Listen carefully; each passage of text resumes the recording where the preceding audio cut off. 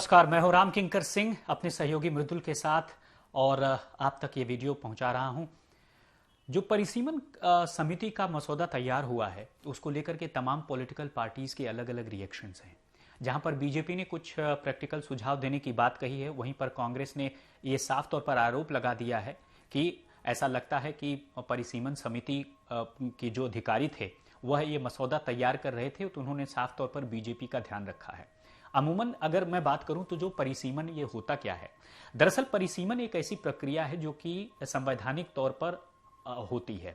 जैसे हर 10 साल में जनगणना होती है, उसी तरह दिल्ली नगर निगम का एक्ट ये कहता है कि उस एक्ट के तहत जब भी जनगणना होगी तब जाकर के उसमें परिसीमन होगा। यानी परिसीमन मतलब वार्डों का जो सीमांकन है वो अलग अलग हिसाब से होगा, उसके कई सारे आधार हैं।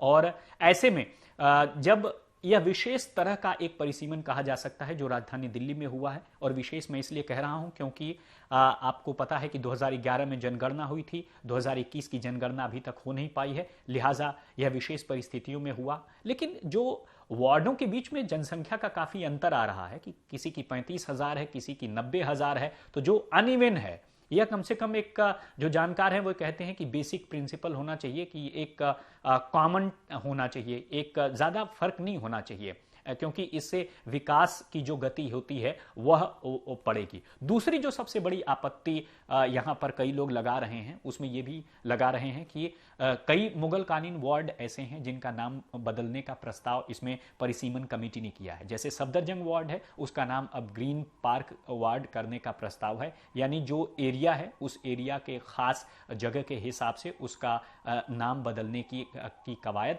वहां पर की जा रही है, उसका प्रस्ताव है। तकरीबन 22 ऐसे वार्ड हैं, यानी जितने वार्ड कम किए गए उतने ही नए नाम बनाए गए हैं, वार्डों का नाम बदल दिया गया है। न केवल मुगल कालीन वार्ड का नाम बदला है, बल्कि अब बाबरपुर का नाम, जो बाबरपुर वार्ड था उसका नाम बदल करके कबीर नगर कर दिया गया है। तो अब देखना यह होगा कि नाम बदलने से क्या होता है। और आपने बहुत ही वो कई बार सुना होगा कि गुलाब को अगर गुलाबो कह दोगे तो क्या खुशबू उसकी चली जाएगी। तो अगर जो बाबरपुर था वो कबीर नगर हो जाएगा तब क्या बदलेगा, और अगर कबीर नगर वापस से बाबरपुर हो गया तब क्या बदलेगा। हालांकि ये इलाके के लोग हमको अच्छी तरह बताएंगे कि इस नाम बदलने में क्या होता है। एक नया मुस्तफाबाद विधानसभा में एक नया वार्ड जुड़ा है जिसका नाम दयालपुर के नाम से जोड़ा गया है। तो ये परिसीमन समिति की कई सारे प्रस्ताव हैं जिन प्रस्तावों को इंक्लूड किया जा रहा है। 8 नवंबर तक तमाम आपत्तियां और सुझाव लोगों से कहा गया है। और आप जरा सोचिए कि इसमें आपत्ति कौन देता है, इसमें ऑब्जेक्शन कौन देता है। आरडब्ल्यूएच सबसे पहले देते हैं, रेसिडेंट वेलफेयर एसोसिएशंस, क्योंकि इलाके में कई बार होता है डेवलपमेंट का काम उनके जरिए होता है, वह सिविल सोसाइटीज के होते हैं। ऐसे में वह कई बार आपत्ति जतलाते हैं। और साथ ही साथ कई ऐसे नेता जो कि वहां से उनको लगता है कि इस वार्ड से वो कई सालों साल तैयारी करते हैं, परिसीमन के बाद उनको लगता है अरे ये क्या हुआ, वार्ड के कम होने से उनकी दिक्कत हो गई, उनके सारे समीकरण धरे के धरे रह गए, तो वो आपत्तियां जतलाते हैं।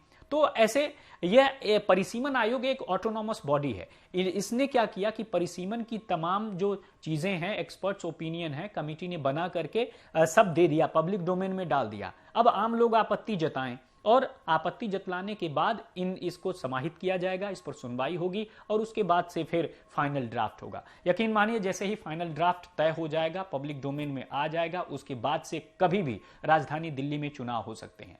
तो ऐसे में चुनाव की तैयारी आपकी क्या है, इलाके की कौन सी समस्याएं आप उठाने वाले हैं, जरूर कमेंट में लिखकर बताइएगा। और साफ तौर पर बताइएगा, हम दिल्ली तक की टीम आपके उस इलाके में जाएगी।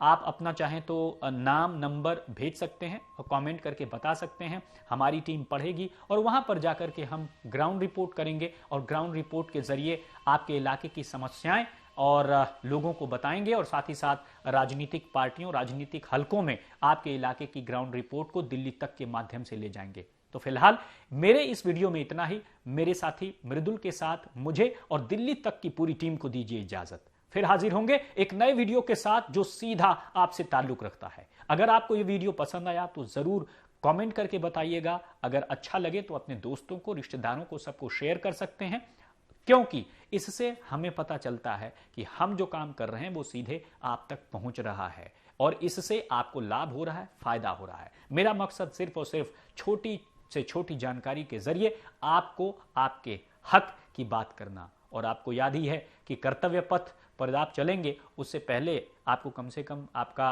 राइट पता होना चाहिए, कि राइट अगर पता है तब भी ड्यूटीज पता होनी चाहिए। तो ऐसे में दोनों आपको जानना जरूरी है, और मैं इस वीडियो के माध्यम से हर बार यही कोशिश करता हूं कि आपको छोटी से छोटी जानकारी दे पाऊं। बहरहाल मुझे दीजिए इजाजत। धन्यवाद।